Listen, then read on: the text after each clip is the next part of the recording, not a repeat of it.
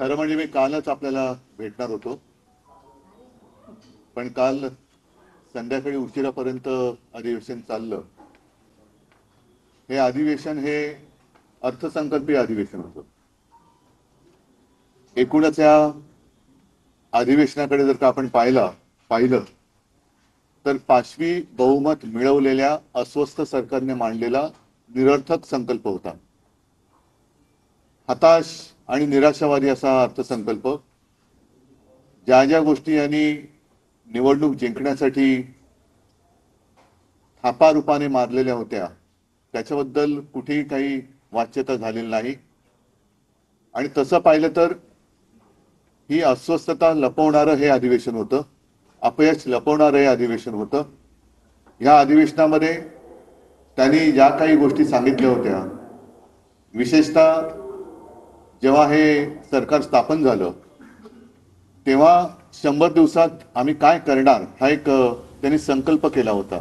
मला वाटतं तो संकल्प आपल्याकडे असेल, कारण आपल्याच माध्यमातून तो आम्हाला कळला होता. आता त्यांनी जे म्हटलं होतं की प्रत्येक आराखड्याला 100 दिवसाचे ठोस नियोजन करण्याच्या फडणवीस यांच्या सूचना. किती सूचना कोणत्या आराखड्याला दिली कल्पना नाही. कृषी विभागाने आपल्या आराखड्यातून शेतकरी केंद्रबिंदू ठेवून योजनांची अंमलबजावणी करावी. शेतकऱ्यांच्या आत्महत्या तशाच सुरू आहेत. हमी भाव मिळतच नाहीये. हमी भावापेक्षा कमी दराने खरेदी झाली. त्याच्यानंतर ही सगळी खरेदी केंद्र जी काय असतील, कापसाची असतील, सोयाबीनची असतील, ही बंद करण्यात आली. वन विभाग आहे, परदेशी विद्यापीठांना महाराष्ट्रात आकर्षित करण्याचं काय काय होतं, ह्या सगळ्या 100 दिवसातल्या आराखड्यापैकी एकही गोष्ट मला नाही वाटत या अर्थसंकल्पामध्ये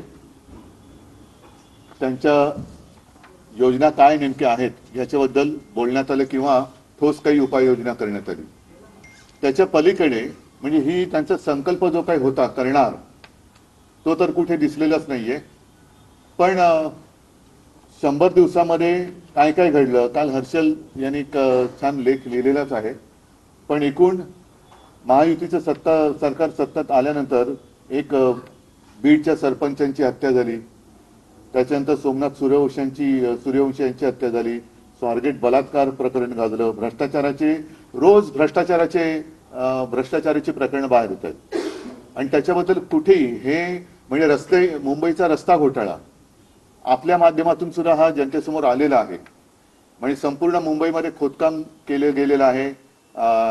मोबिलिटी ऍडव्हान्स तो काय आहे, तो दिला गेलाय, कोणाला दिलाय, किती दिलाय, त्याचं पुढे काय झालं याच्याबद्दल बैठक जरूर झाली अध्यक्षांच्या दालनामध्ये.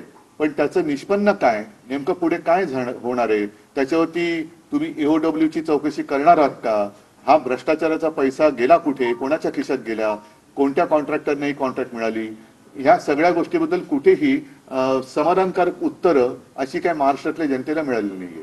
बरं, कर्ज माफी करणार होते त्याच्याबद्दल कुठे वाच्यता नाही. लाडक्या बहिणीला 2100 रुपये देणार होते त्याच्याबद्दल कुठेही वाच्यता नाही. कधी देणार, काय देणार याच्याबद्दल कुठे काही नाही. उलट लाडक्या बहिणींमध्ये सुद्धा आता वर्गवारी केली जाते, त्यांची कागदपत्र तपासली जाणार. म्हणजे तुम्ही मतं घेताना सरळ जे काय करायचं ते केलं आणि आता माझ्या बहिणींना तुम्ही ह्या तपासणी करणार, तुमची कागदपत्र तपासा, म्हणजे त्याच्यापेक्षा नको ती योजना असं म्हणण्याची वेळ या बहिणींवरती येते की काय, अशी परिस्थिती निर्माण झालेली आहे.